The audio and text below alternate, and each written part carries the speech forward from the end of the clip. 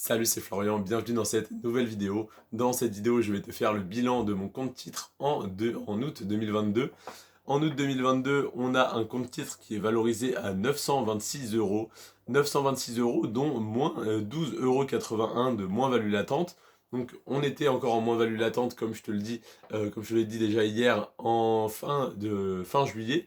Mais j'ai re-regardé le compte titre le dernier jour de juillet parce que j'ai fait l'analyse le 28 et le 31, on était déjà en plus-value. Donc le compte titre est encore en train de remonter et du coup est déjà passé en plus-value au moment où je te tourne cette vidéo.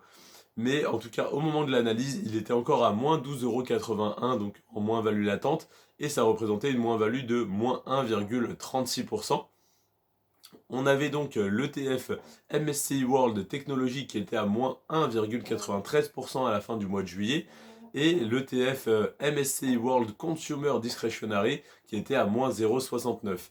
Alors depuis le moment où j'ai pris les infos, je te fais la mise à jour, l'ETF MSCI World Technology est à moins 0,6% au 31 juillet 2022, et l'ETF MSCI World Consumer Discretionary était à plus, je sais plus, plus 2%, il me semble, quelque chose comme ça. Et donc on était en plus-value latente de 8 € au total.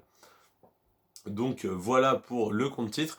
En tout cas, par rapport au mois précédent, déjà rien qu'en prenant en compte les chiffres du coup qui ne sont pas mis à jour, où on était encore en moins-value, on était à plus 110 € par rapport au mois précédent. Donc là, ça veut dire qu'on est à plus 130 si on compte vraiment la fin du mois de juillet. Donc plus 110 €, voire 130 sur un mois, c'est une très belle plus-value. Ça fait 13% d'augmentation par rapport au mois dernier sur les 1000 € à peu près, sur les 940 € d'investis.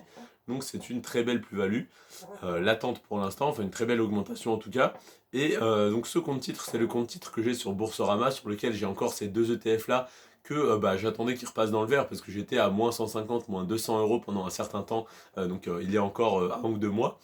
Et Pardon, et donc ce compte titre, je ne souhaite plus l'utiliser parce que il a quand même des frais un petit peu élevés pour un passage d'ordre aux alentours des 400 €, 400-500 € sur un ETF. J'avais dans les 4 à 5 € de frais de passage d'ordre. Et là, pour revendre, c'est pareil, j'ai 4 € et quelques, ce qui représente 0,9%. Donc si on compte l'achat et la revente, on a à peu près 1,8% de frais de passage d'ordre, ce qui représente un peu trop à mon goût.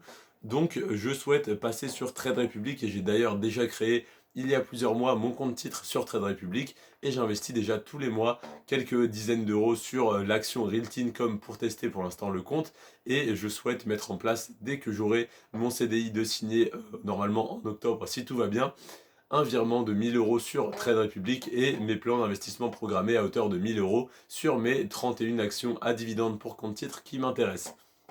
Donc, mon deuxième compte titre sur Trade Republic, il est en création, en préparation pour l'instant. Pour l'instant, j'ai mis 50 € dessus, je suis à 52 €, donc j'ai déjà une plus-value latente qui m'attend. Voilà, le jour où je voudrais revendre ces parts-là pour lancer mon plan d'investissement programmé, donc ça fait plaisir. En tout cas, le deuxième compte titre Trade Republic est en préparation et je t'en parlerai de plus en plus parce que pour l'instant, j'attends un petit peu que ça remonte encore un peu plus haut pour avoir une plus-value sur mes ETF, sur mon compte titre de Boursorama, mais je vais finir par revendre ces deux ETF parce que ma stratégie n'est plus d'investir sur des ETF, mais uniquement sur des actions individuelles maintenant que j'ai les connaissances nécessaires. Depuis quelques mois maintenant, j'estime être assez formé pour le faire. Donc, je souhaite revendre ces deux ETF dès que je suis en plus-value. Alors, je suis en plus-value de quelques euros, mais ça ne compenserait à peine les frais, ça compenserait à peine les frais, voire ne les compenserait même pas. Donc j'attends d'être en plus-value de 40 à 50 € pour quand même pas être trop déçu de mon expérience sur ce compte titre sur Boursorama. Et ensuite, je renverrai cet argent sur mon livret A, et puis de mon livret A, plus tard, quand je souhaiterais commencer à investir sur Trade Republic, j'enverrai cet argent sur Trade Republic. En tout cas, voilà pour le compte titre de Boursorama et celui de Trade Republic que je suis en train de créer. Tu as d'ailleurs le lien de parrainage pour Boursorama si tu veux faire de Boursorama ta banque principale ou ouvrir un PEA sur Boursorama. C'est d'ailleurs ce que je fais personnellement. Mon PEA, je le détiens sur Boursorama et je souhaite le garder chez Boursorama.